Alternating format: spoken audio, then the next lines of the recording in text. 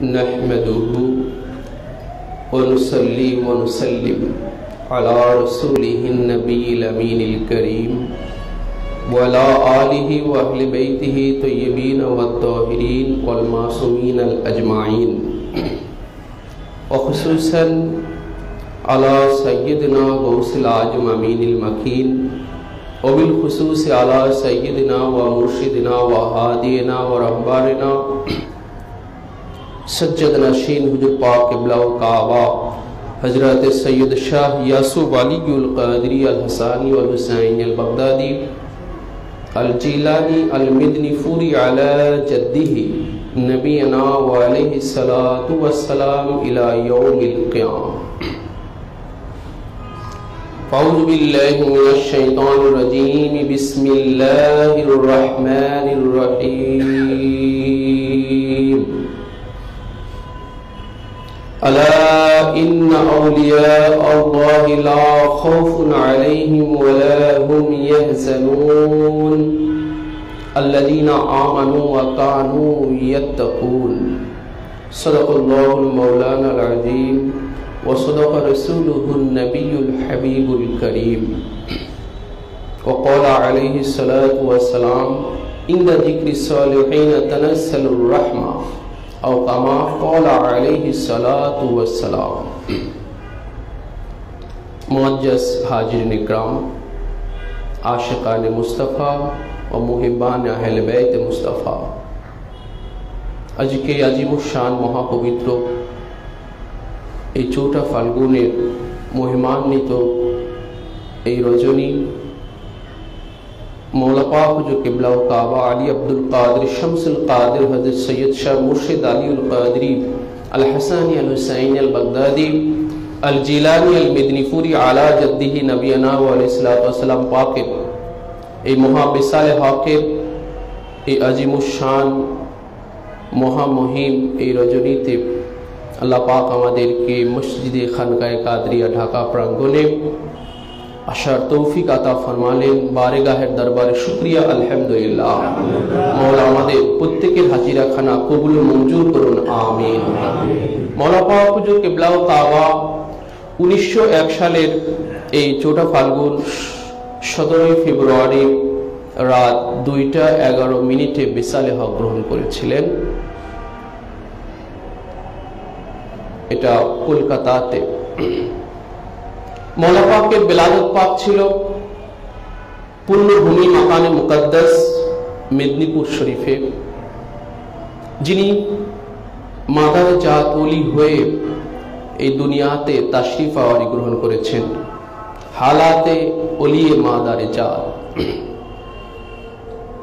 যার বহিঃপ্রকাশ মওলা পাকের বাল্যকাল থেকেই, শৈশবকাল থেকেই, শৈশবকালে, কৈশোরকালে অহরহ এগুলো বহিঃপ্রকাশ হয়েছে যে মওলা পাক ইলমে লাদুন্নি এবং মাদারে জাত ওলি হয়ে তিনি দুনিয়াতে এসেছেন। তো এই বহিঃপ্রকাশ স্বরূপ মওলা পাকের জীবনী পাকে পাওয়া যায় যে যখন মওলা পাকের বয়স 1.5 থেকে 2 বছর, সেই সময় ওনার একজন মামা উনি হজ ব্রত পালন করার জন্য মক্কা শরীফ এবং মদিনা শরীফে গমন করেছিলেন। কিন্তু তিনি যে কাফিলাতে গেলেন সেই কাফিলা ফিরে আসলো, কিন্তু তিনি ফিরে আসলেন না। তো কাফিলাকে জিজ্ঞাসা করা হলো, কাফিলা অন্যদেরকে, যে ইনি কেন ফিরলেন না আপনাদের সাথে? তখন তেনারা বললেন যে ওনাকে আমরা মদিনা শরীফের কোনো এক রাস্তায় হারিয়ে ফেলেছি। হজ পালন করে যখন আমরা মদিনা শরীফে যাচ্ছিলাম ওনাকে আমরা হারিয়ে ফেলেছি, ওনাকে পাওয়া যায় নাই। তো এর প্রায় 1 বছর অতিবাহিত হওয়ার পরে মওলা পাকের বয়স যখন হয়তো 3 বছর হয়েছে, সেই সময় মওলা পাক কোনো একদিন ঘর মে ইরশাদ ফরমালেন যে মামুজান বাজারে এসেছেন। তো এই কথা যখন মওলা পাকের আম্মাজান শুনতে পেলেন, উনিও খুব উদ্গ্রীব উৎসাহিত হয়ে গেলেন। ওনার আম্মি জানের তো ভাইজান আছেন, তো উনি উদ্গ্রীব হয়ে গেলেন যে আমার এই মাসুম বাচ্চা যেহেতু উনি বলছেন তো তোমরা একটু খোঁজ নাও। তো কলকাতার বড় বাজার, তো এটা একটা বিশাল ব্যাপার। তো খোঁজ নেওয়া হলো, কিন্তু ওনার কোনো খোঁজ পাওয়া গেল না। ঠিক এর কয়েকদিন পরে কলকাতা থেকে একটা চিঠি চলে আসলো বাসা পাকে। ওই কলকাতার একজন ব্যবসায়ী, তিনি মৌলা পাকের মামাজানকে দেখেছেন, তিনার দোকানে এসেছিলেন। তো উনি তখন চিঠি লিখে পাঠিয়েছেন, খানকা পাকে চিঠি লিখে পাঠিয়েছেন যে মামুজানকে, অর্থাৎ ওনার নাম ছিল গোলাম আলী শাহ, উনি এসেছেন, কলকাতাতে এসেছেন, উনি আমার দোকানে এসেছিলেন, ওনার সাথে সাক্ষাৎ হয়েছে। তো উনি অনেক লম্বা সফর করে পরিশ্রান্ত আছেন, বিশ্রাম শেষে তিনি বাড়ি ফিরে। সে সময় উনি ওনার মামুজান যে ফিরে এসেছেন দেশে, সেটা উনি ঘর থেকেই এটা প্রকাশ করে দিয়েছিলেন। ঠিক তাই বাস্তবে সেটাই হলো, কিছুদিন পরে উনি ঘরে ফিরে আসলেন। তো মৌলা পাকের এই ইলমে লাদুন্নি তিনি ধারণ করে যে দুনিয়াতে এসেছিলেন, এটা ওনার বাল্যকাল থেকেই এটার বহিঃপ্রকাশ ঘটেছে। এবং মৌলা পাককে তিনার আব্বাজান আলা হুজুর পাক কেবলাহ কাবা শিশুকাল থেকেই, বাল্যকাল থেকেই, ছোট অবস্থা থেকেই সেই মেদিনীপুরের ওনাদের যে সাধনা গা, অর্থাৎ স্ত্রীগঞ্জের যে জমিন, সেই জমিনে সেইখানে মৌলা আলা হুজুর পাকে নিজের হাতে গড়ে উঠানো করেন। আলা হুজুর পাক থেকেই তো এই মেদিনীপুরে, পশ্চিমবঙ্গে আপনার আলা হুজুর পাক থেকে আগমন। এর আগে তো ওনারা মঙ্গলকোট শরীফে আছেন আর পূর্ণিয়া শরীফে আছেন। আলা হুজুর পাক থেকে এই বাংলাতে এনাদের আগমন। তা আলা হুজুর পাকের নিজের গড়া, নিজের হাতে গড়া সুসজ্জিত বাগান হচ্ছে স্ত্রীগঞ্জ। এটা মৌলা পাকের জামানাতে, আলা হুজুর পাকের জামানাতে অনেক সুসজ্জিত ছিল। পরে এর উপরে যখন রেল বসানো হলো, তখন একটু বিচ্ছিন্ন হয়ে গেল। তো সেইখানে আলা হুজুর পাক, মৌলা হুজুর পাককে ছোট অবস্থা থেকে, শিশু অবস্থা থেকে নিজের হাতে নিজের যে সালাতে মাকুসি, যেটা মূলত খানদানে কাদরিয়া গৌসে পাকের খানদানের এটা সাধনা নয়, এটা মূলত চিস্তিয়া তরিকার, চিস্তিয়া খাজা মাইনুদ্দিন চিস্তির ওনার তরিকার এই খাস আমল হচ্ছে সালাতে মাকুসি। কিন্তু আলা হুজুর পাক উনিও এই সাধনাটা উনিও করতেন। কেন? যে কোন সাধনা ওনাদের হায়াতে পাক, জীবনী পাক থেকে বাদ যায় নাই। এখন আলা হুজুর পাক সালাতে মাকুসি আদায় করতেন। সেই প্র্যাকটিসটা ছোট্ট অবস্থা থেকেই নিজের হাতে ওনার শাহজাদা মৌলা পাক হুজুর কিবলা ও কাবাকে এই সালাতে মাকুসির উপর অভ্যস্ত করাতেন। নিজের হাতে উনি পায়ে দড়ি বেঁধে দিতেন। মৌলা পাকের পায়ে ছোট অবস্থায় উনি তখন ওনার পায়ে দড়ি বেঁধে দিয়ে সেই যে আপনার বিশাল শাখা প্রশাখা বিশিষ্ট যেই স্ত্রীগঞ্জে যে আম গাছ, সেই আম গাছের ডালের সাথে নিজের হাতে ওনাকে ঝুলাইয়া দিতেন। আর যখন কোনো একটা সময়, দীর্ঘ টাইম পার হওয়ার পর কোনো একটা সময় যখন ওনার দাম মোবারক, ওনার রক্ত মোবারক যখন মুখ দিয়ে টপটপ করে পড়বে, সেই সময় আলা হুজুর পাক নিচে মাথার নিচে বর্তন ধারণ করতেন। এটা মৌলা পাকের শিশু অবস্থা থেকে, বাল্যকাল থেকে এই সালাতে মাকুসির এই নজির। যে শাহেনশাহ বাগদাদ পাক দেখেন, মৌলা পাক হুজুর কিবলা ও কাবা তিনি দুনিয়াতে আসার আগে, আপনারা এই কথাটা জানেন যে শাহেনশাহ বাগদাদ পাক এবং মৌলায়ে কায়নাত পাক দুজনই আলা হুজুর পাকের স্বপ্নে এই ওসিয়ত করলেন। মৌলায়ে কায়নাত পাক ওসিয়ত করলেন আলা হুজুর পাককে যে যিনি আসতেছেন ইনাকে আমার নাম রাখতে হবে।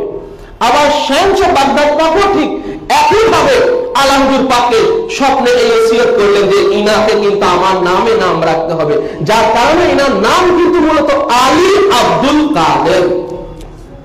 মৌলা পাকের মূল নাম হচ্ছে আলী আব্দুল কাদের, আর আল মারুফ অর্থাৎ পরিচিতির নাম হচ্ছে সৈয়দ শাহ মুর্শিদ আলী উদ্দালি আল হাসানি আল হুসাইন। আমরা মৌলা পাক নামে আমরা জানি চিনি, এবং ওনার কাব্যিক নাম হচ্ছে জামাল, যার কারণে আমরা বলি দেওয়ানে হযরতে জামাল, কারণ উনি মহা কবি ছিলেন। প্রত্যেকেই আলা হুজুর পাক, মৌলা পাক, পর্দা হুজুর পাক, পীর মুর্শিদ পাক, এনারা জাতিগতভাবে এনারা মহাকবি।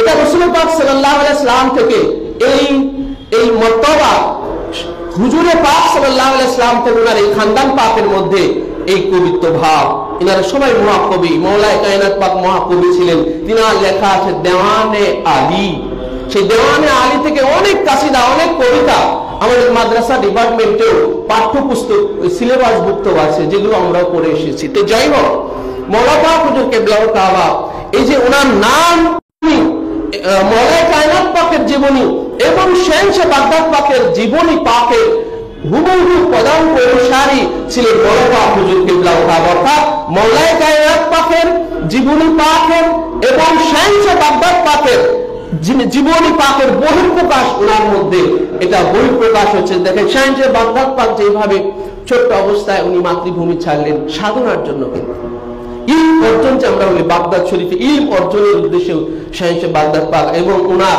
কামালিয়াতের বহিঃপ্রকাশ হলো, পরিপূর্ণ কামালিয়াতের বহিঃপ্রকাশ হলো। আমরা মিলাদে শাইখে বারহাতের মধ্যে আমরা রেওয়াত পাক করে থাকি, ওয়া মাযহারাহু ফিল ইরাক।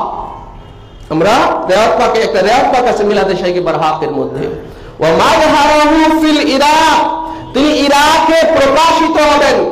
ওয়ায়াকুলু ফি বাগদাদ, এবং তিনি বাগদাদ শরীফে বলবেন, কদামি হাদিহি আলা রাতাবাতি কুল্লি ওলিয়াল্লাহ ওয়া ইউকিমু আউলিয়াউল্লাহ বিফাদলিহি তাআলা। শাহেনশাহ বাগদাদ পাক ইরাকে বহিঃপ্রকাশ হবেন, আর বাগদাদ শরীফে বলবেন আমার পদযুগল তামাম ওলিদের ঘাড়ের উপরে, আর সমস্ত আল্লাহর ওলিরা এটার স্বীকৃতি দান করবেন।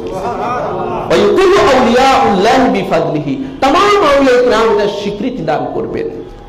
তো এই জন্য শাহেনশাহ বাগদাদ পাকের জীবনীতে যেই সাধনার নজিরবিহীন দৃষ্টান্ত আমরা শাহেনশাহ বাগদাদ পাকের জীবনী পাকে আমরা লক্ষ্য করে থাকি, যে ছোট্টবেলায় মাতৃভূমি ত্যাগ করলেন, এরপরে ইলম অর্জনের জন্য বাগদাদ শরীফে আসলেন, সেখানে কঠোর সাধনায় নিয়োজিত হলেন।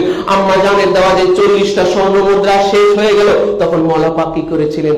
মওলা পাক সাধনার এগুলো পাঠ, সাধনার এগুলো পাঠ আপনার গাছের পাতার রস চিবিয়ে খেয়ে, চাম গাছের ছালের রস চিবিয়ে খেয়ে বসে পাক বলে জঙ্গলে সাধনায় মত্ত ছিলেন।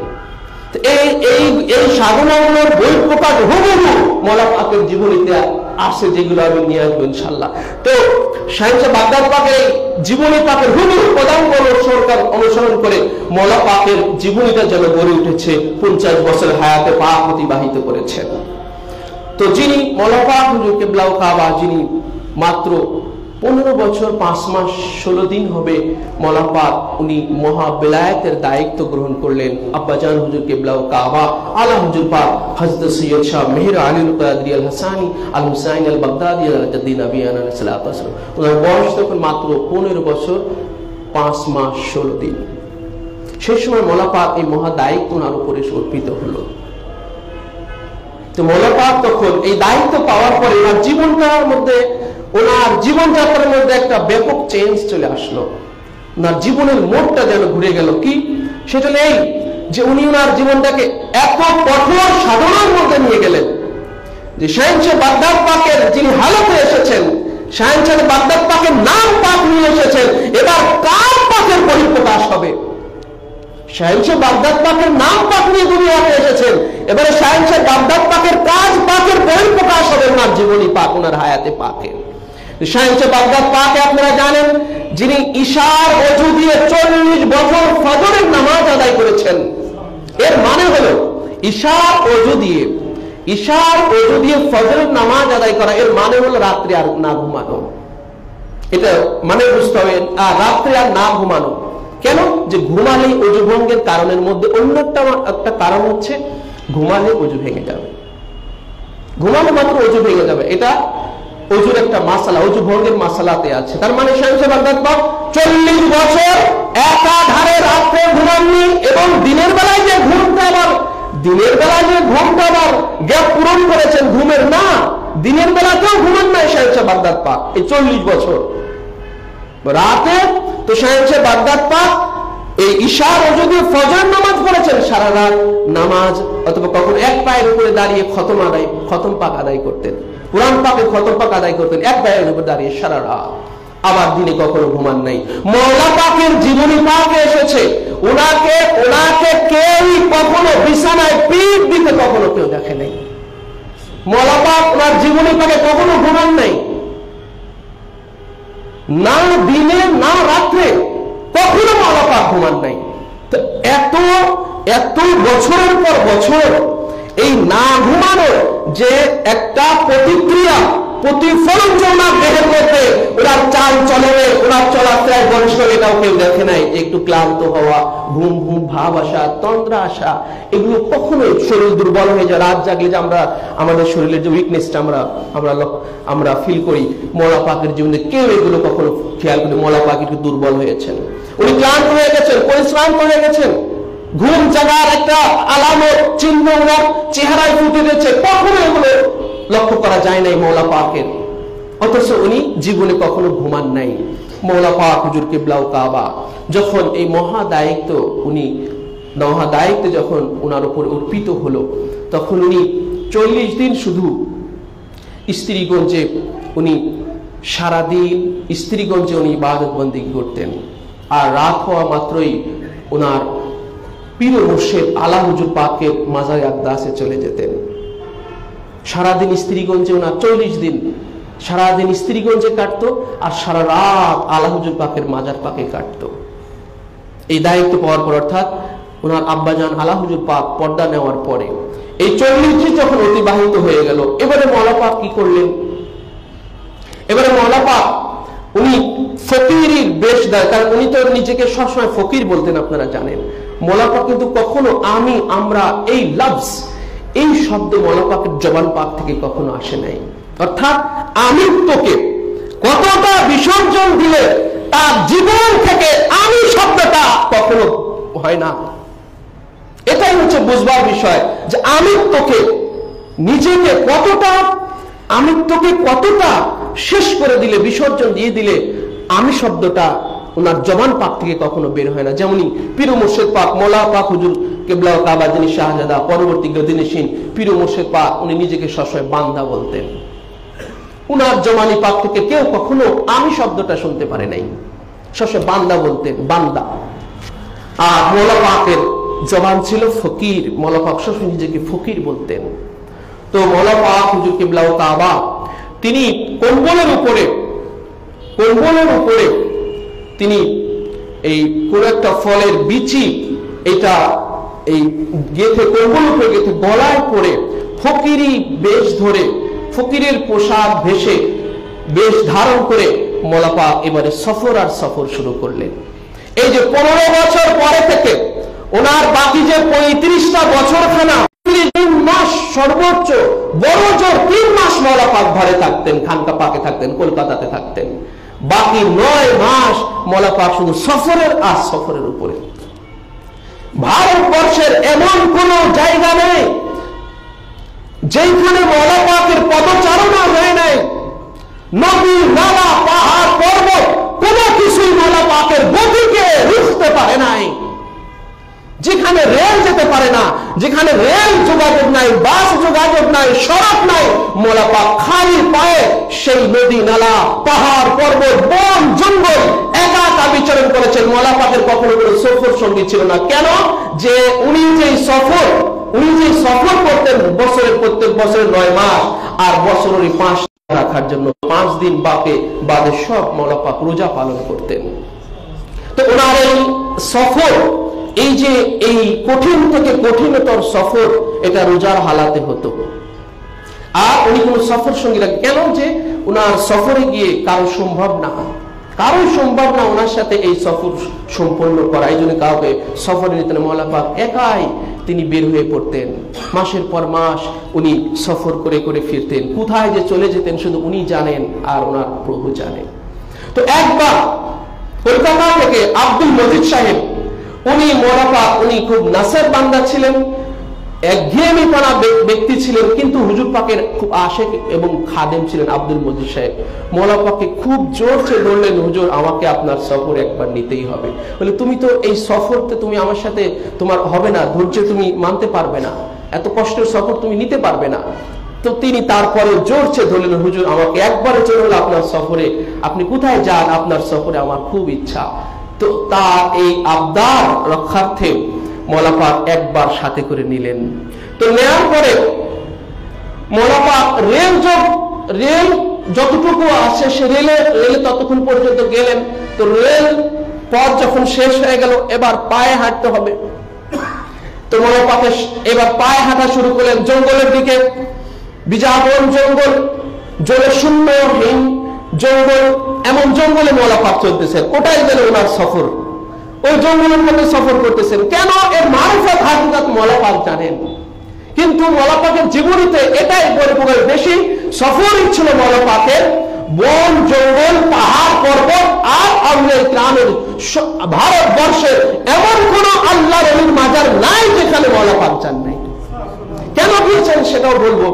তো মৌলা পাক এবারে পায়ে কিছু দূর হাঁটার পরে আব্দুল মজিদ সাহেব উনি ধপাস করে বসে পড়লেন, আর যেতে পারছেন। হুজুর আমাকে মাফ করেন, আমি আর পারছি না বলে তখন বললেন যে আর অল্প একটু কিছু দূর তোমাকে যেতে হবে, সামনে কিছু দূর গেলেই একটা মসজিদ আছে, সেখানে আমি তোমাকে রেখে আমি আবার সামনে অগ্রসর হব। তো অনেক কষ্টে তিনি সেই মসজিদটা পর্যন্ত গেলেন। ওই বর্ণনা এসেছে যে মসজিদটা হলো এমন যে ওই এলাকায় মনে হচ্ছে যে অনেক আগে এখানে লোকের মানুষের বসবাস ছিল, সবাই এখান থেকে চলে গেছে, মসজিদটাই পড়ে আছে। সেই মসজিদে মৌলা পাক ওনাকে রাখলেন। সকালের দিকে বললেন তুমি এখানেই থাকো, ফকির ঠিক সন্ধ্যার দিকে ফিরে আসবে। মৌলা পাক এটা বলে উনি সামনের দিকে অগ্রসর হলেন। উনি ক্ষুধায় কাতর হলেন। সন্ধ্যার কিছুক্ষণ আগে হঠাৎ করে একজন গায়েবের জুল, একজন অদৃশ্য লোক এসে উনাকে খাবার দিয়ে উনি আবার ওখান থেকে চলে উনি গায়েব হয়ে গেলেন। খাবার আর পানি উনাকে দিয়ে গেলেন। তো উনি সেটা খেয়ে ক্ষুধা নিবারণ করলেন। ঠিক সাঁঝের দিকে মৌলা পাক ফিরে আসলেন, এসে বললেন যে ভাই তুমি কি খানা পিনা হয়েছে তোমার? বলে জি হুজুর, কে যেন একজন এসে আমাকে খাবার আর পানি দিয়ে গেছে, আমি সেটাকে ক্ষুধা নিবারণ করেছি। এবারে মৌলা পাক উনি কি করলেন, একটু মসজিদের একটু বাইরে গিয়ে একটা গাছ থেকে কিছু ফল ছিঁড়লেন। ফল ছিঁড়ে সেই ফলগুলো দিয়ে মৌলা পাক ইফতার করলেন। দেখেন এই যে সাধনা, সফরের সাধনা, যে ওনার খাদেমকে মৌলা পাক খাওয়ালেন। যেই লোকটা আসলো এটা তো মৌলা পাকেরই ইশারায় পাঠানো, এখানে তো কোনো লোকের বসবাস নাই, জনশূন্যহীন এলাকা। মৌলা পাক খাদেমকে খাওয়ালেন, পান করালেন, আর নিজে ইফতার করলেন গাছের ফল দিয়ে। সেই গাছের ফলের বর্ণনা পরের দিন যখন মৌলা পাক ফজর বার যখন মৌলা পাক সকালে আবার বের হলেন, বললেন ভাই আব্দুল মজিদ তুমি ঠিক কালকের মতো এখানেই থাকবে, ঠিক ফকির আবার সন্ধ্যাবেলায় ফিরে আসবে, আর যথাসময়ে তোমার খাবার এবং পানি চলে আসবে। তো খাবার পানি আসবে সেই বিকেলের দিকে। উনি তো ক্ষুধায় কাতর, ক্ষুধায় ছটফট করছেন। দুপুর না গড়াতেই উনার ক্ষুধায় ছটফট করতেছেন, সে আগের দিন খেয়েছেন। এবার উনি গিয়ে কি করলেন, যে উনি লক্ষ্য করলেন মৌলা পাক তো গতকাল এই গাছ থেকে ফল খেয়েছিলেন, তো আমিও দুটো খেয়ে নেই, একটু ক্ষুধা নিবারণ হবে। তো উনি যখন ফলটা ছিঁড়ে জাস্ট মুখে দিয়েছেন, উনি দেখেন বিষের চেয়েও তিতা সেই ফল। উনি তড়িঘড়ি করে মুখ থেকে সেই ছুঁড়ে মেরে ফেলে দিয়েছেন জমিনের সেই ফল। আর ভাবলেন মৌলা পাক এই বিষাক্ত ফল দিয়ে, এত তিতা ফল দিয়ে মৌলা পাক ইফতার করালেন, ইফতার করলেন। তো ঠিক সন্ধ্যার একটু আগে সেই গায়েবের রসুল অদৃশ্য সেই ব্যক্তি আবার আব্দুল মজিদ ওনার জন্য খাবার এবং পানি নিয়ে এসেছেন। উনি খেয়ে নিলেন, আর সাঁঝের বেলায় মৌলা পাক চলে আসলেন। আসার পরে বললেন আব্দুল মজিদ ভাই তোমার কি খানা পিনা হয়েছে?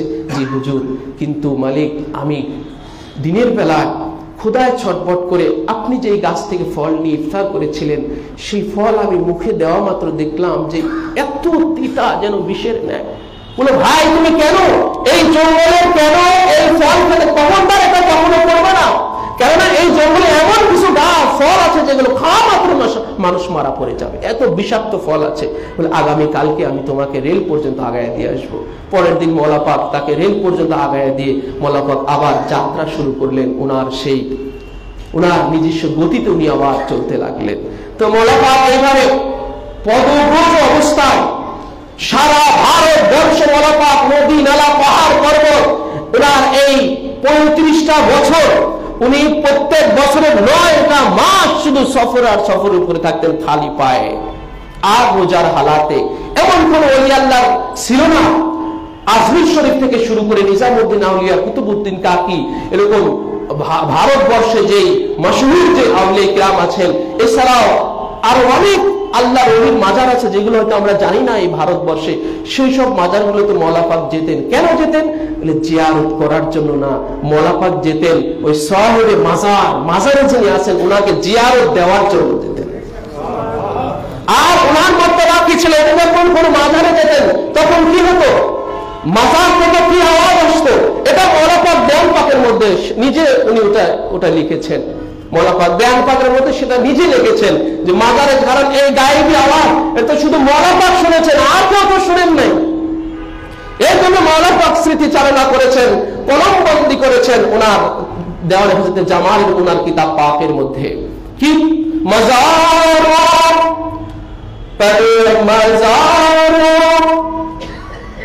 मजारों पर जनाबे औलिया अल्लाह के हमने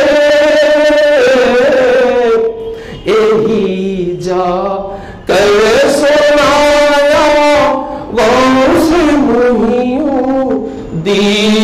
जिलानी, यही जा कर सुनाया गौस दीन जिलानी। अल्लाह अकबर, की शान एक ব্যাপার मौला पाके बोले मजारों पर जनाबे औलिया अल्लाह के हमने, আমি যত আল্লাহর ওলির মাজারের উপরে গিয়েছি যাওয়া মাত্রই यही जा कर सुनाया, আমি শুধু এটাই শুনতাম মাজার থেকে এই গায়েবী আওয়াজ আসতো, আমাকে সম্বোধন করতো ইয়া গৌসে মহিউদ্দিন জিলানী। মওলা পাকের প্রত্যেক সাহেবে মাজারে ওরা আল্লাহর ওলিরা মওলা পাককে দেখে ওনার সম্মানে তাজিমে এই আহ্বান করতো ইয়া মহিউদ্দিন জিলানী, হে দিনকে চিন্তা করবে ওরা আপনি গৌস। দেখেন আমরা এই মহিউদ্দিন জিলানী, মহিউদ্দিন আমরা জানি এটা মওলা পাকের জাদ্দে আমজাদ, मौला पाक के पूर्व पुरुष शहंशाह बगदाद हुजूर गौसुल आजम दस्तगीर अबू मोहम्मद मुहिउद्दीन शाह अब्दुल कादिर जिलानी अल हुसैनी अल हुसैन अल बगदादी আলা জাদ্দি নবী রাসূলুল্লাহ সাল্লাল্লাহু থেকে এই মহিউদ্দিন এই লকবখানা শহंशाह বাগদাদ পাক ওনার জীবনীতে বাগদাদ শরীফে আপনারা জানেন যে দিনকে জিন্দা করেছিলেন, সেই ঘটনাটা আপনারা সবাই জানেন। দিনকে জিন্দা করার পরে যখনই মওলা পাক বাগদাদ শরীফের মসজিদে গেছেন, যাওয়া মাত্র সবাই ওনাকে মহিউদ্দিন জিলানী নামে ডাকতে শুরু করলো। মসজিদের মধ্যে একটা মানে আওয়াজের ঢোল পড়ে গেল, সবাই ওনাকে মহিউদ্দিন জিলানী মহিউদ্দিন ওনাকে ডাকতে লাগলেন। এই মহিউদ্দিন দিনকে জিন্দা করনে ওয়ালা, তো দিনকে জিন্দা করা এবং রাখা জেনে রাখবেন এটা একটা কন্টিনিউয়াস প্রসেসিং। যেমন দেখেন শাহনশাহ কারবালা ইমাম আলী মাকাম মওলা হুসাইন আলাইহিসসালাম কারবালার জমিনে উনি দিনকে জিন্দা করে গেলেন। এরপরে 61 হিজরিতে ইমাম আলী মাকাম দিনকে জিন্দা করলেন। এবারে 470 হিজরি অর্থাৎ প্রায় 400 বছর পরে এসে শাহনশাহ কারবালা পাকের 400 বছর পরে এসে উনারই উত্তরাধিকারী উনারই আওলাদ পাক শাহনশাহ বাগদাদ হুজুর গৌসে পাক 400 বছর পরে এসে ওনাকে আবার দিনকে চিন্তা করতে হলো। কেন? যে দিন প্রায় মরে যাচ্ছে, দিন প্রায় শেষ হয়ে যাচ্ছে, এই জন্য ওনাকে দিনকে আবার পুনরায় চিন্তা করতে হলো শাহনশাহ বাগদাদ পাককে, যার কারণে ওনাকে মহিউদ্দিন ওনার লকব হয়ে গেল, ওনার নাম পাক হয়ে গেল। তো গৌসে পাক থেকে এ পর্যন্ত গৌসে পাক তিনি 561 হিজরিতে বেসালে হক গ্রহণ করলেন, 470 হিজরিতে শাহনশাহ বাগদাদ পাকের আগমন, আর 561 বছরে শাহনশাহ বাগদাদ পাক তিনি পর্দা নিলেন, বেসালে হক গ্রহণ করলেন। তো এই 561 থেকে আজকে 1443 হিজরি, 1443 হিজরি, এই যে 800-900 বছর, এত বছর পার হয়ে গেল। তো শাহনশাহ কারবালা থেকে 400 বছর অতিবাহিত হওয়ার পরে, 400 বছর অতিবাহিত হওয়ার পরে যদি ইসলাম মৃত প্রায় হয়ে যায়, সেটাকে শাহনশাহ বাগদাদ পাককে আবার পুনর্জীবন দান করতে হয়, জিন্দা করতে হয়। তাহলে শাহনশাহ বাগদাদ পাকের পরে আজকে 800-900 বছর অতিবাহিত হয়ে গেল। তো এই দিন জিন্দা রাখা এটা একটা কন্টিনিউয়াস প্রসেসিং, ধারাবাহিক প্রক্রিয়া, যে যুগে যুগে এটাকে জিন্দা রাখতে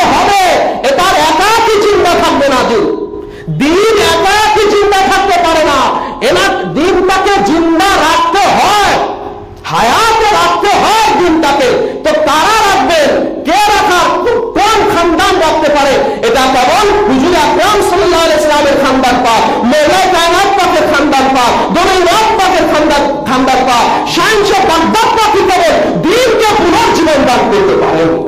এবং শাহেনশাহ বাগদাদ পাকের যিনারা বেদিনশীন আছেন, যিনারা ওনার ইস্তরা বিশুদ্ধ আছেন, ওনার সাজ্জাদানশীন আছেন, তিনারাই ক্ষমতা রাখেন যুগে যুগে এই দ্বীনকে চিন্তা করেন। এই যে মওলা পাক হুজুর কেবলা কাবা, তিনি শাহেনশাহ বাগদাদ পাকের হালতে এসেছেন, এই জন্য তিনি আবার কি করলেন, ওনার জামানাতে ওনার পিরিয়ডে উনি দ্বীনকে জিন্দা রাখলেন, উনি দ্বীনকে কায়েম রাখলেন, দ্বীনকে পুনর্জীবন দান করলেন। যার কারণে উনি আল্লাহর যে কোনো অলির মাজারে যাইতেছেন, সমস্ত মাজারওয়ালা আল্লাহর অলিরা মওলা পাককে বলতেছেন, ইয়া মহিউদ্দিন জিলানী আপনি, ইয়া মহিউদ্দিন জিলানী আপনি হচ্ছেন দ্বীনকে জিন্দা করনে ওয়ালা। এমনকি মওলা পাক অনেক অলিদের নামও উল্লেখ করেছেন বয়ান পাকের মধ্যে। কোন কোন মাজারে গিয়েছেন, তারাও কি কি বলেছে, সেগুলো মওলা পাক কলমবন্দি করেছেন। যেমন মওলা পাক যখন নিজামুদ্দিন আউলিয়ার কথা এসেছে, নিজামুদ্দিন মাহবুবে ইলাহি খুদে ये कहते जे निजामुद्दीन महबूबे इलाही खुदे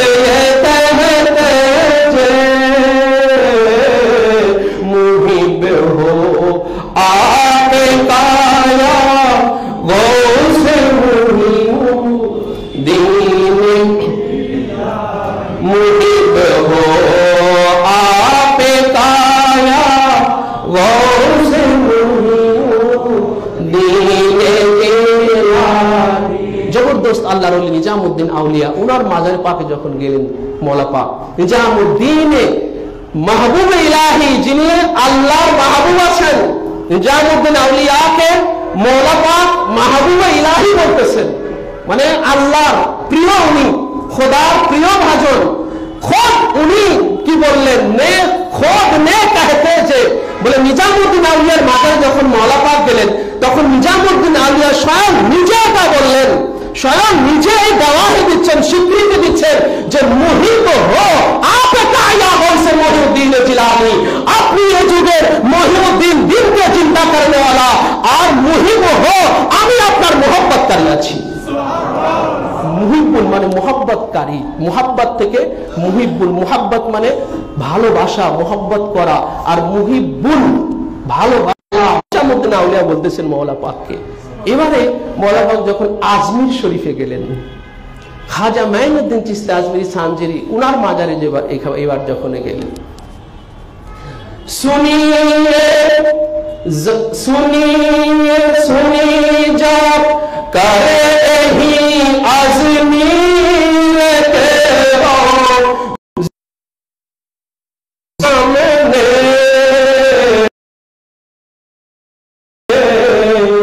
सदाए बाने दाया गौसे मुहिउद्दीन जिलानी सदाए बाने जाकर ही अजमीर के रोज़े में भी हमने, बोले आमी स्वयं मुझे मौला पाक बोलतेছেন, যখন আজমির শরীফে রওজার মধ্যে যখন আমি হাজির হলাম, আজমির শরীফে রওজার মধ্যে যখন আমি হাজির হলাম, তখন সদায়ে বানে দায়া বংশ মহিউদ্দিন জিলানী শান খাজা গরিবে নওয়াজের রওজা থেকে এই আওয়াজ চলে আসলো যে সদায়ে বানে দায়া, এই আহ্বান চলে আসলো, এই আওয়াজ চলে আসলো, ইয়া মহিউদ্দিন জিলানী।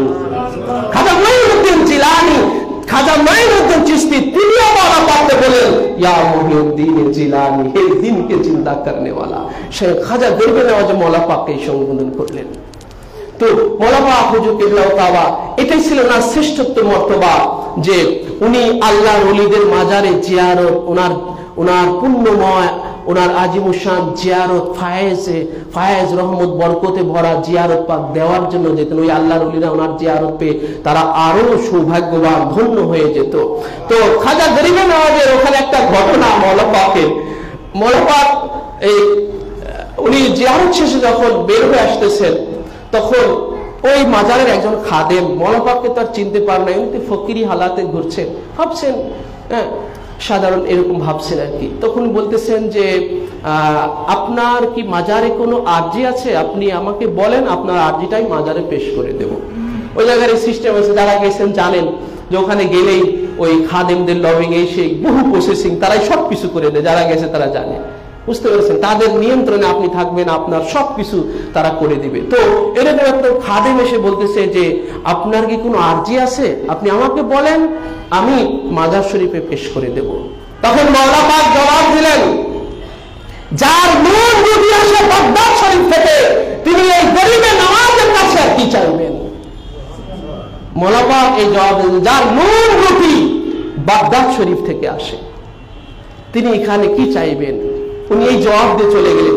তখন ওই খাদেমকে খাজা গরিবে নওয়াজ তিনি বাই ফোর্স ডাইরেক্ট অথবা স্বপ্নের মধ্যে ওনাকে ধরলেন যে তুমি কার সাথে বেয়াদবি করেছো, তুমি ইনার সাথে বেয়াদবি করেছো, ইনি হলেন ইনার কাছে দ্রুত গিয়ে মাপ চেয়ে নাও।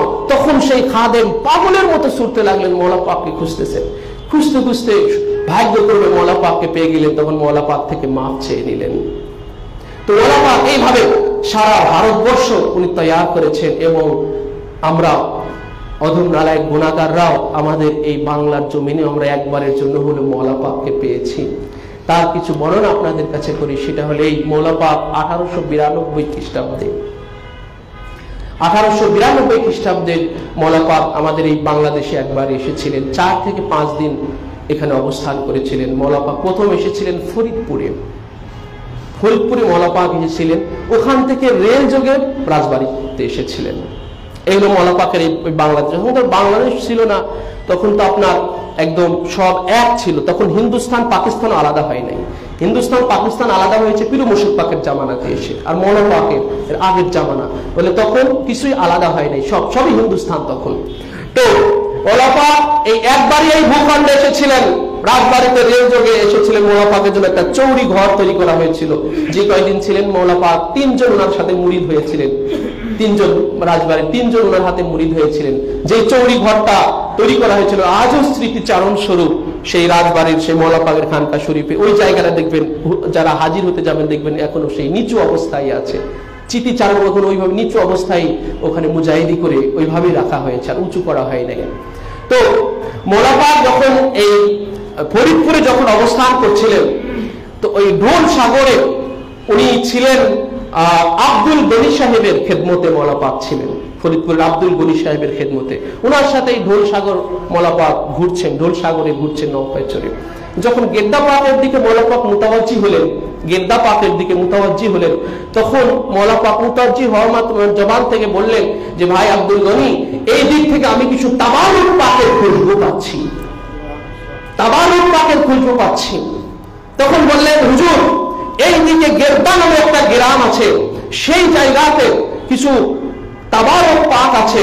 সেটা হলো রাসূল পাক সাল্লাল্লাহু তাআলা আলাইহি ওয়া সাল্লাম পাকের দাড়ি মুবারক আছে, মওলাই কায়নাত পাক শের খুদা মাওলার মুশকিল কুশার গোফ মুবারক আছে, এবং ইমামাইনে তারিমাইনে হাসনাইনে পাক কোন ইমাম পাকের জুলফি মুবারক আছে, এই যে জুলফি মুবারক আছে, এবং শাইনশে বাগদাদ পাকের জুব্বা মুবারক আছে, আর আরো কিছু তাবারক পাক আছে, এইগুলো আছে। তো তখন মওলা পাক বলেছিলেন যদি সুযোগ হয় তো জিয়ারত করব। তো মওলা পাক আর জিয়ারত করেছিলেন কিনা সেটা বাহ্যিক আর ওইভাবে নিশ্চিত আর বর্ণনা পাওয়া যায় না। তবে ওইগুলো ওই গেদ্দা যিনি দায়িত্বে ছিলেন মীর সাহেব, সৈয়দ আলী মীর সাহেব, উনি আব্দুল গনি সাহেবের মওলা পাকের খোঁজ পেয়ে আব্দুল গনি সাহেবের বাড়িতে আসলেন। আসার পরে উনাকে দেখে আব্দুল গনি সাহেব অবাক হলেন যে মীর সাহেব আপনি আমার বাড়িতে এসেছেন, কি ব্যাপার? বলে আমি হুজুরের কাছে বায়াত হওয়ার জন্য এসেছি। তুমি অবাক হলেন যে আপনি তো নিজেই পীর আছেন, নিজেই বায়াত করেন। মীর সাহেব উনি নিজেই ওখানে উনি পীরানি উনি পরিচালনা করতেন।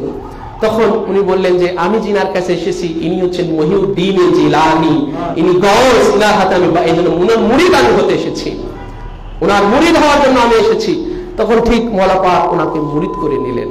তো মওলা পাক ওনাকে মুরিদ করে নেওয়ার পরে উনি হুজরা শরীফ থেকে বের হয়ে খুব আফসোস করতে লাগলেন যে আমি যদি আমার বিবির আমি বায়াতটা ওনার সাথে করায় রাখতে পারতাম তাহলে আমি পরিপূর্ণ হয়ে যেতাম, আমার ঘর পরিপূর্ণ হয়ে যেত, আমি শুধু বায়াত হয়ে গেলাম। তখন উনি ওই আব্দুল গনি সাহেব ওনার এই আজিজি ইনকিসার, এই কাকুতে মিনিত, এটা দেখে উনি মওলা পাকের কাছে আর্ট দিলেন, হুজুর আপনি যদি ওনার বিবিকে যদি আর একটা দিন যদি আপনি থাকেন, আর একটা দিন মওলা পাক ওই দিনই চলে যাবেন, ওই দিনই মওলা পাক চলে যাবেন কলকাতা, আর ওই দিনই মীর সাহেব এসেছেন, এসে এই আবদার করতেছেন, হুজুর আব্দুল গনি সাহেব, হুজুর আপনি যদি আর একটা দিন থাকতেন। বলে না, আমাকে চলে যেতেই হবে। ওনার চলে যাওয়ার ঘন্টা যখন বেজে গেছে উনি চলে যাবেনি। তো বলে ঠিক আছে, ওনার বিবিকে নিয়ে আসতে বলো। বলে হুজুর এখান থেকে যাতায়াত 6 ঘন্টার পর, তখন তো আর এত গাড়ি ঘোড়া ছিল না, ওনাকে নৌকায় যেতে হবে, নৌকায় তখন ইঞ্জিনও নাই, তখন হচ্ছে পালের সিস্টেম, পাল তুলে দিবে, বাদাম তুলে দিবে, সেই পালের ওই বাতাসের গতিতে যাবে আসবে, যাতায়াত কমসে কম 6 ঘন্টার পর। তখন হুজুর বললেন যে আমি বলেছি তো, আমি যেটা বলেছি, আদেশ যেটা ফকিরের আদেশ যেটা হয়েছে সেটা পালন করো, ওনাকে নিয়ে আসতে বলো। তো এই কথা শুনে মীর সাহেব উনি বাড়িতে গেলেন, ওনার বিবিকে নিয়ে যখন আবার মওলা পাকের কাছে আসলেন, আসা মাত্র উনি দেখলেন যে মাত্র 2 ঘন্টা সময় লেগেছে। 6 ঘন্টার পর 2 ঘন্টায় মওলা পাক ক্লোজ করে দিয়েছেন। হ্যাঁ, তখন এটা এই যে এই ঘটনা দেখেন, এখান থেকে একটা ফিকির আছে, একটা চিন্তা আছে, কি যে এই যে বাতাস যখন নৌকাটা যখন চলতে লাগলো মীর সাহেবের বাড়ির দিকে, বাতাসটা তখন আর অনুকূলে কাজ করলো। বাতাস অনুকূল, আর বাতাসের তো অনুকূল আর প্রতিকূল দুটো দিক। তো যখন উনি গেলেন তখনও অনুকূল, বাতাস অনুকূলে ভাটিতে ওনাকে ধাক্কায় নিয়ে গেলেন। আবার যখন আসলেন, আসার সময় তো বাতাস তো প্রতিকূল হওয়ার কথা, যাওয়ার সময় যদি বাতাস অনুকূলে হয় তো আসার সময় তো বাতাসটা প্রতিকূল হওয়ার কথা, কিন্তু আসার সময় বাতাসটা অনুকূল কাজ করেছে। এটা মওলা পাক বাতাসের উপর হুকুম জারি করেছেন। কিভাবে? এটা মওলা পাকের বুজুর্গ শাহেনশাহ বাগদাদ পাক থেকে এই বাতাসের উপরে ওনাদের হুকুম পাক চলে। শুধু না, আল্লাহ তামাম জগৎ সমূহের উপরে শাহেনশাহ বাগদাদ পাক কাসিদায়ে গাউসিয়ার মধ্যে যে ইরশাদ করেছেন, বিলাদুল্লাহি মুলকি তাহাতা হুকমি। শাহেনশাহ বাগদাদ পাকের এটা বাণী যে বিলাদুল্লাহি মুলকি ওয়া তাহাতা হুকমি, আল্লাহর জগৎ সমূহ আমার রাজত্ব, আমার মুলকিয়াতের মধ্যে, তাহাতা হুকমি, এবং আল্লাহ তামাম জগৎ সমূহ আমার হুকুমের অধীনে। শাহেনশাহ বাগদাদ বলেছে আল্লাহ তামাম জগৎ সমূহ আমার হুকুমের অধীনে।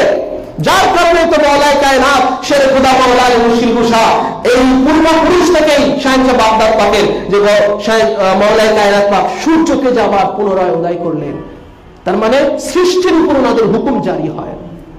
এটাই হচ্ছে এটার প্রমাণ। শাহেনশাহ বাগদাদ পাক বলেন যে আল্লাহর জগৎ সমূহ আমার রাজত্ব এবং এগুলো আমার হুকুমের অধীনে। তো তানের তিনারি শাহেনশাহ বাগদাদ পাকেরই দহিনশীল উত্তরাধিকারী মওলা পাক হুজুর কেবলাউল কাবা, যেমন সুলাইমান আলাইহিস সালামের ওহাবি আকীদা সম্পন্ন যারা, তারা কিন্তু এটাকে শিরক ভাবে, এই যে বাতাসের উপর হুকুম জারি করা, প্রতিকূলে প্রকৃতির যে কোনো হুকুম জারি করা, এটা আল্লাহ ছাড়া এটা অন্য কেউ বলে ওহাবি আকীদা হচ্ছে এটা শিরক। কিন্তু দেখেন কুরআনুল কারীমের মধ্যে এসেছে সুলাইমান আলাইহিস সালাম উনি ওনার সিংহাসন নিয়ে কিন্তু উনি বাতাসে ভেসে বেড়াতেন। ওনার বিশাল সিংহাসন মন্ত্রী পরিষদ নিয়ে উনি বাতাসে ভেসে চলতেন। কি করে? যে বাতাসকে আল্লাহ পাক ওনার হুকুমের অধীন করে দিয়েছিল, যার কারণে উনি এই বাতাসের উপর হুকুম জারি করতেন সুলাইমান আলাইহিস সালাম। তো আল্লাহর খাস বান্দারা প্রকৃতির যে কোনো কিছুর উপরে, আলো বাতাস পাহাড় পর্বত চন্দ্র সূর্য যে কোনো কিছু ওনাদের হুকুম জারি হতে পারে। সেটা শাহেনশাহ বাগদাদ পাক দেখালেন, মওলা পাক হুজুর কিবলাউল কাবা দেখালেন। এরপরে ঠিক এইভাবেই মওলা পাক তখন ওই মীর সাহেবের বিবিকে উনি বায়াত করে নিলেন। তো এবারে মওলা পাক যখন চলে গেলেন, এইবারে একটা মানে সাংঘাতিক একটা মানে মওলা পাকের আরেকখানা কারামত পাক। মওলা পাক যখন এবারে ফিরে গেলেন আমাদের এই ভূখণ্ড থেকে, ফরিদপুর থেকে যখন চলে গেলেন, চলে যাওয়ার পরে আব্দুল গনি সাহেবকে একজন লোক ধরেছে যে ভাই আব্দুল গনি, আপনার পীর সাহেব যে আমাদের এখানে আসলেন কলকাতা থেকে, তো উনি তো মুসাফির ছিলেন, কই উনি তো কখনো কসর নামাজ পড়লেন না। মজার এক ঘটনা, এক রহস্যময় ঘটনা। তো এই কথা যেদিন উনাকে জিজ্ঞাসা করেছে তখন উনি শুধু এটাই, উনি তো আর মাসালার জবাব, আব্দুল গনি মাসালার তো জবাব দিতে পারেন। উনি বলেছেন যে আমার প্রিয় মুর্শিদ উনি কসর করেন নাই, তাহলে নিশ্চয়ই এর মধ্যে কোনো রাজ আছে। উনি এটাই জবাব দিয়েছেন, নিশ্চয়ই এর মধ্যে কোনো রহস্য যেটা আমরা হয়তো জানি না। কারণ আমার প্রিয় মুর্শিদ যিনি, তিনি সর্বজ্ঞানে, উনি সর্বজ্ঞাতা, উনি সব ইলমে শরিয়াতের উনি পরিপূর্ণ অধিকারী আছেন। তো এই কথাটা যেই দিন ওই লোক আব্দুল গনি সাহেবকে জিজ্ঞাসাবাদ করেছে, তারপরে তিনি কলকাতা থেকে ওনার কাছে একটা চিঠি এসেছে। তো কলকাতা থেকে ফরিদপুরে চিঠি আসতে লাগতো তখন 2 দিন। দেখেন, কলকাতা থেকে চিঠি আসতে, ফরিদপুরে চিঠি আসতে লাগতো 2 দিন। আর উনি আব্দুল গনি সাহেবকে যেই দিন জিজ্ঞাসা করেছেন তারপরের দিন এই চিঠি এসেছে। তার মানে কি হলো বুঝেন? তার মানে চিঠিটা যেই দিন ওই লোকটা জিজ্ঞাসা করেছে আব্দুল গনি সাহেবকে, সেই জিজ্ঞাসা করার আগের দিনই মওলা পাক চিঠিটা ছেড়েছিলেন। যেহেতু 2 দিন লাগে, তার মানে আগের দিনে ছেড়েছিলেন। মওলা পাক আলিমুল গায়ব, ইলমে লাদুন্নির অধিকারী আমার আকা মওলা পাক হুজুর কিবলা ও কাবা, যেমন শাইখ শেখ আব্দুল বাবা ওনার পাক জবানে ইরশাদ করেছেন, নাযারুল বিলাদিল্লাহি জামান খারদালাতিন আলা হুকমি তিসালি। আল্লাহ तमाम জগৎ সমূহ আমি সরিষা দাঁড়ার মতো দেখি, সেই মওলা পাকের, সেই শাইখ শেখ বাগদাদ পাকের গদিনশীন, যিনি দিনকে জিন্দা করে চলেছেন, গৌসিয়াতের গদিনশীন আছেন মওলা পাক। তিনি আগেই জানেন যে আব্দুল গনি সাহেবকে, মওলা পাক আগেই জানলেন যে আব্দুল গনি সাহেবকে এই মুসাফিরের এই মশালাটা জিজ্ঞাসাবাদ করা হবে। যেদিন জিজ্ঞাসা করা হবে সেই জিজ্ঞাসার ফয়সালা, মশালার ফয়সালাটা মওলা পাক আগের দিনই চিঠিতে লিখে ছেড়ে দিলেন।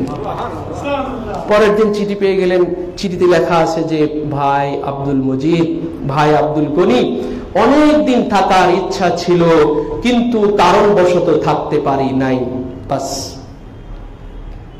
এই চিঠিতে এই কথাটা, অনেক দিন থাকার ইচ্ছা ছিল কিন্তু কারণবশত থাকতে পারি নাই, আমাকে চলে আসতে হয়েছে।